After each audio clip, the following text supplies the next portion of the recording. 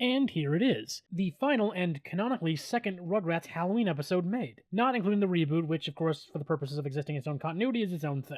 Something that you might find interesting is that this episode was originally a direct-to-video VHS special released in August of 2002 before airing on Nick in October of the same year. Now, what is strange about this episode is that even though the kids have gone through Halloween before, not including Susie, Dylan, Kimmy as they weren't around yet, the episode's plot acts like they've never heard of Halloween before. There are obviously multiple reasons as to why things could possibly unfold in this way besides negative continuity.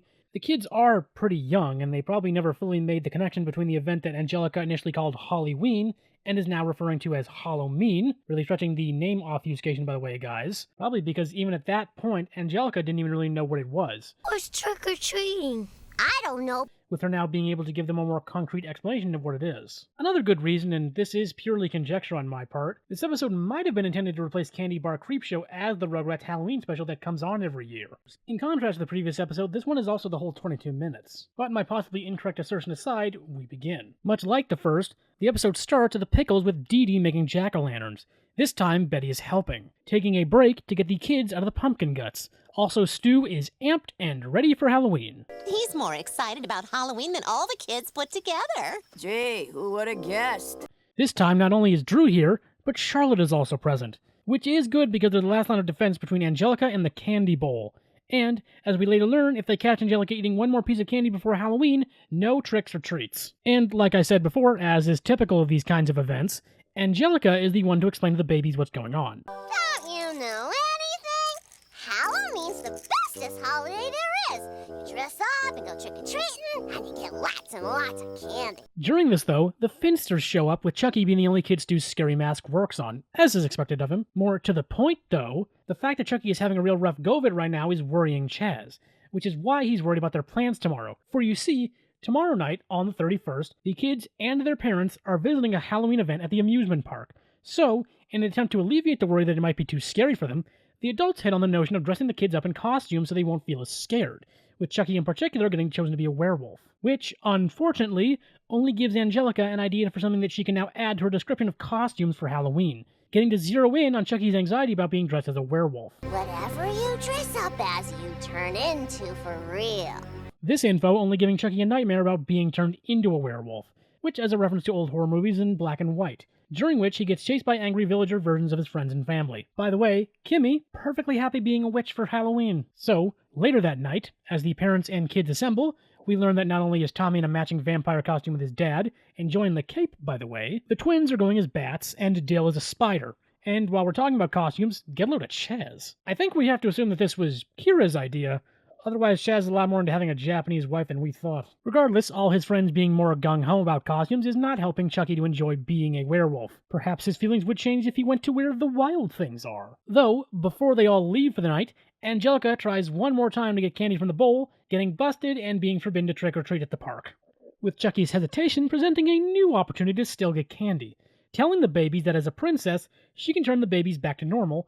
All they have to do is give her all their candy, adding that even though the other babies are fine with their costumes, she insists that she needs all of the candy to change Chucky back. Following that, arriving at the theme park, meeting up with Grandpa Lou and Lulu. Oh, I should probably do introductions. Lulu is Lou's second wife. They got together in the middle of season 7. Their marriage in part led to the events of Rugrats in Paris, which of course also led to Kira and Kimmy entering the Finsters' lives.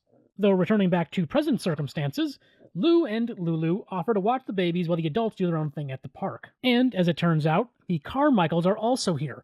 Susie, amusingly enough, dressed as an angel, the costume Angelica was wearing last year, who was also going trick-or-treating with Angelica wanting to join in, with her parents willing to compromise on their punishment if Angelica is on her best behavior going forward. So, good luck with that is all I'm saying. Entering the park, the babies are led into a haunted house designed for young kids, which means it's not very scary and is mostly about having fun, which Angelica despises, breaking away to try and find a more authentic haunted house. Though, in the meanwhile, Chucky hasn't having so great a time, because as it turns out, some of the other kids they come across are just as scared of his costume as he is of it. I told you guys monsters was mean, and now I'm one of them forever! Following that, Tommy, having convinced the others that despite their fun they need to change back into babies, at least for Chucky's sake, finding him at the gates of a forest. They found him there because he thought he had to go in with the other monsters, but he's too scared to go in. Reunited, the babies hatch a plan. Step 1, get candy. Step 2, find Angelica. And in the process of fulfilling Step 1, it turns out the park's employees like Chucky's little werewolf suit.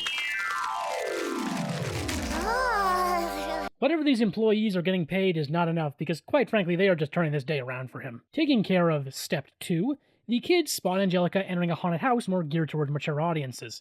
Tracking her inside, we learn what you probably suspected, given that the babies have some real difficulty climbing the stairs. This attraction is made for an older audience that can handle simulated intense situations and imagery. Ergo, Angelica can't handle any of this.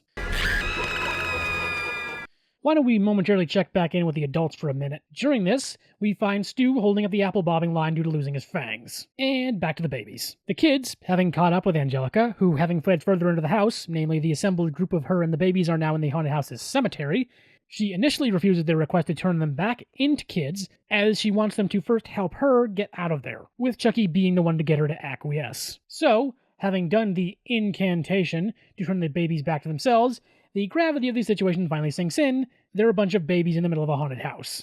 Well, at least I don't got to worry about going potty no more. And in a rare burst of courage, which, now that I'm thinking about it, mainly happens in Halloween or otherwise spooky circumstances, Chucky, acting as their guardian werewolf, leads the babies through the graveyard, reaching what looks like a dead end. Stepping forward, Chucky trips the house's actual exit, a trapdoor that leads to a slide. With their egress from the manor, the other kids compliment Chucky on his bravery, with Angelica now mocking the babies for actually believing they were monsters, which was a pretty dumb move on her part, given that they haven't given her their candy yet. Though she does manage to get Chucky's bag away from him, getting caught by her parents, again, which of course means all the adults are back. Ah, Dee, the babies went trick-or-treating without us.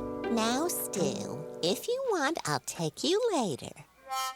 Though their present circumstances have left Chucky a bit confused. If he was never a werewolf, why was he able to summon so much courage? With the babies only really able to offer the theory that the costume made him feel braver, which I suppose supports the parents' initial idea of putting him in costumes in the first place. Though it seems like next year he's gonna want to go with something else. Like a kitty cat or a bunny rabbit. You can even go as a two-headed monster, but probably gonna wait a decade for that one.